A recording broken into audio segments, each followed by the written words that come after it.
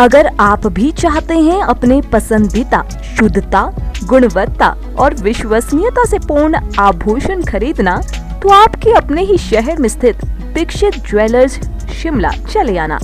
Dixit jewellers, जीवनदीप निवास, bypass road, BCS Shimla.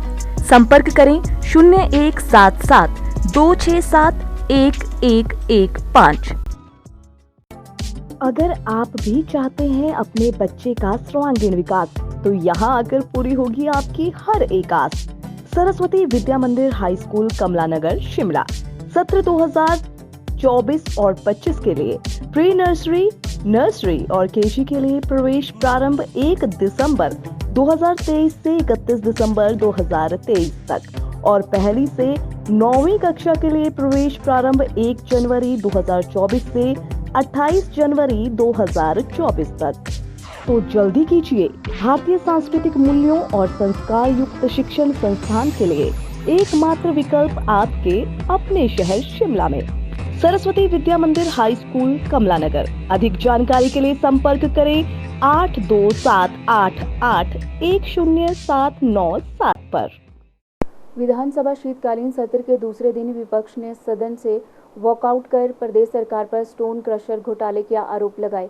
सदन में पूर्व विधानसभा स्पीकर विपिन सिंह परमार ने स्टोन क्रशर को लेकर सवाल उठाया था, जिस पर सरकार ने जवाब पर असंतोष जताते हुए विपक्ष ने सदन से वॉकआउट कर दिया। भाजपा नेताओं ने कहा कि इस प्रदेश सरकार ने हिमाचल में एक नई ही प्रथा शुरू कर दी है, जिसका नाम है सब बंद कर दो, जो सही नहीं है।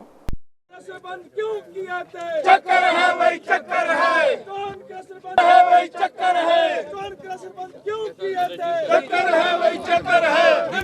आज विधानसभा में प्रश्नकाल के दौरान पहला ही प्रश्न लगा था कि हिमाचल प्रदेश में जो स्टोन क्रशर बंद करने के लिए जो एक आदेश किया और उस आदेश में ब्यास बेसिन और सतलुज बेसिन पर जो है वो जो स्टोन क्रशर लगे हैं उनको बंद करने के आदेश दिए गए।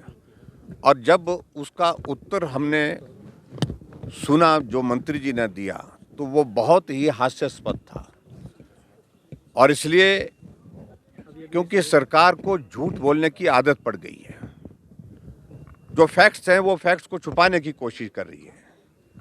तो प्रश्न हमने एक ही बात के लिए पूछा था कि जो क्रशर आपने 112 क्रशर बंद किए और बंद करने के बाद तुरंत कुछ दिनों के बाद जो बात कही गई कि भाई उसमें से कितने 90 क्रशर जो है ठीक पाए गए।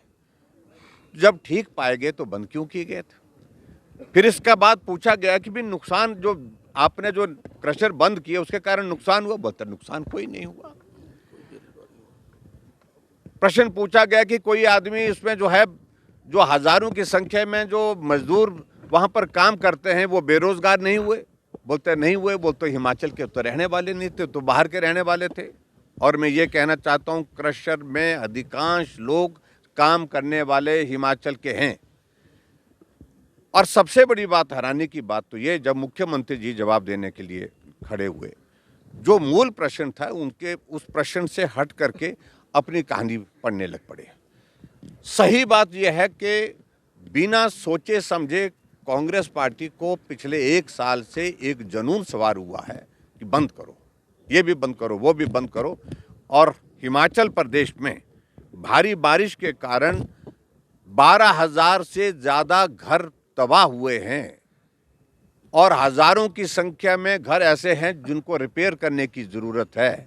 रेत बजरा मिलना बंद हो गया और बंद होने की वजह से 4 गुना उसकी कीमत बढ़ गई। वर्किंग सीजन जो जितना भी था डेवलपमेंटल एक्टिविटीज़ का, चाहे वो सड़कों के पक्का करने की बात है, चाहे वो दूसरे चीज़ें जो डेवलपमेंट की जो हमारी कंस्ट्रक्शन एक्टिविटी चलती है, सारी की सारी स्टैंड स्टिल हो गई हिमाचल प्रदेश में। और अब सर्दी के मौसम में स्वाभाविक रूप से जो ठंडे इलाके वहाँ पर काम करना संभव नहीं हो पाता है।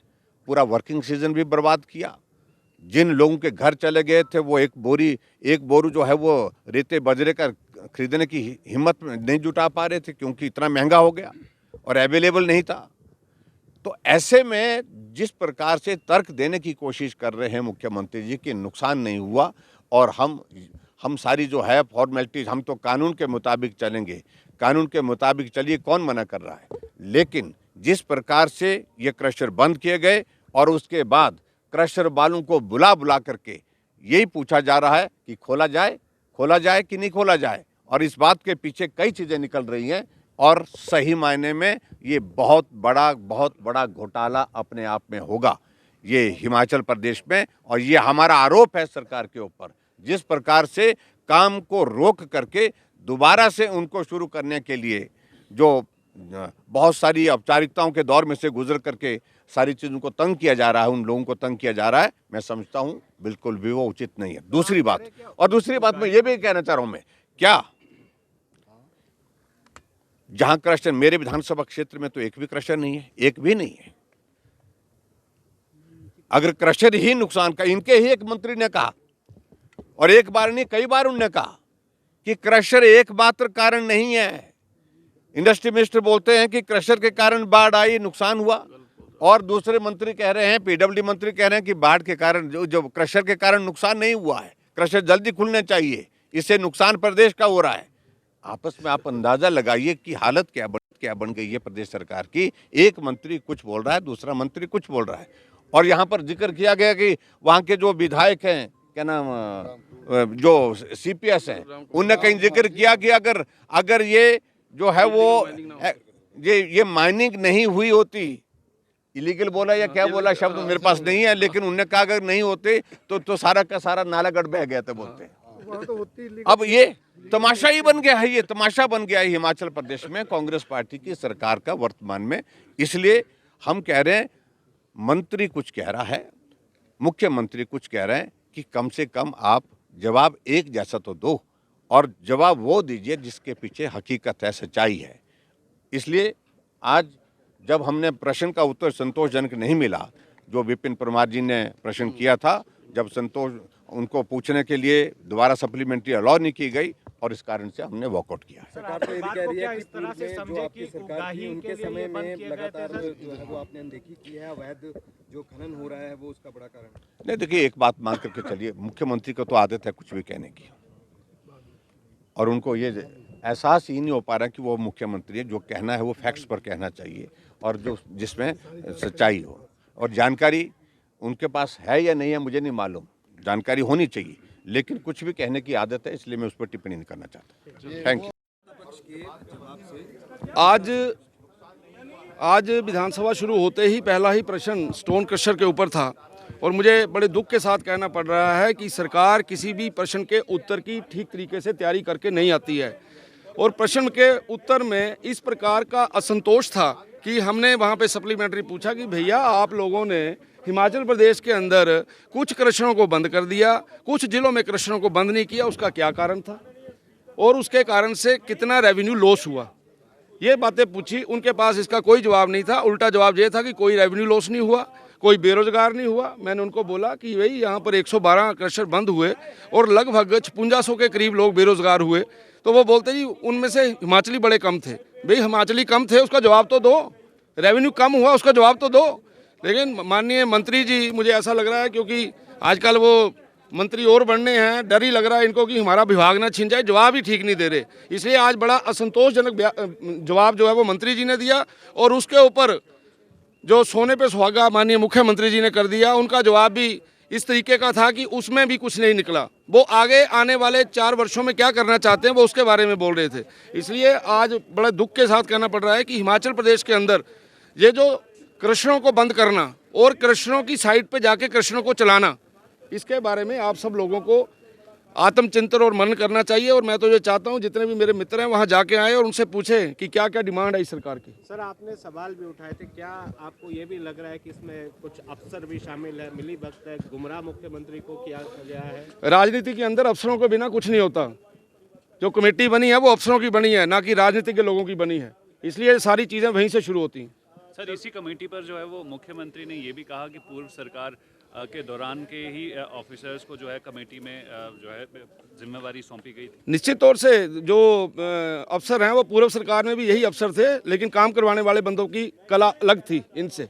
उस समय की सरकार जानती थी कि अफसरों से कैसे काम लिया जाता है। सर, कमेटी के ऊपर एक और कमेटी, इसको किस तरह से देखते हैं? बस ये वैसे जैसे आप देखते हैं, ये सारे का सारा घोटाला है और इसके ऊपर आप लोगों को स्टडी करना चाहिए और उसके ऊपर रिपोर्टिंग करनी चाहिए। सर, भाजपा जब सत्ता में आएगी तो क्या इस माइनिंग घोटाले की जांच करवाएगी? माइनिंग घोटाले की जांच का जो टाइम पीरियड इसका बड़ा कम है। घोटाले की जांच के साथ साथ हम लोगों को के साथ अन्याय नहीं करेंगे, ये मैं आपको सुनिश्चित करना चाहता हूँ। वहाँ अन्याय नहीं होगा, किसी गरीब को मारा नहीं जाएगा। सर, आप रिपोर्टिंग की बात कर रहे हैं, आप भी कुछ खुलासा करेंगे, कुछ तथ्य आप भी पेश करेंगे? थोड़े दिनों के बाद करेंगे। सर, सरकार ने आरोप लगाया है कि पिछली सरकार के कार्यकाल में लीज को लेकर ये कुछ लोग क्रशर की लीज नहीं थी, तो 100 करोड़ का घोटाला का एक फिगर दिया है सरकार ने। हमने बोला है सुखविंदर सिंह सुक्खू जी को कि उसको प्रूव करें, जब त्याग पत्र दें। और मैं अभी यहाँ से भी आपके ये बोल रहा हूँ कि सुखविंदर सिंह सुक्खू जी को अगर कोई घोटाला लगता है तो जिसने घोटाला किया है उसको अंदर करें, लेके जाएं उसको, उसके ऊपर एक्शन करें। ये केवल और केवल सुर्खियां बटोरने के लिए, लोगों का ध्यान गारंटियों से हटाने के लिए ये सारा काम किया जा रहा है, बाकी कुछ नहीं। Thank you. Bureau report, city channel.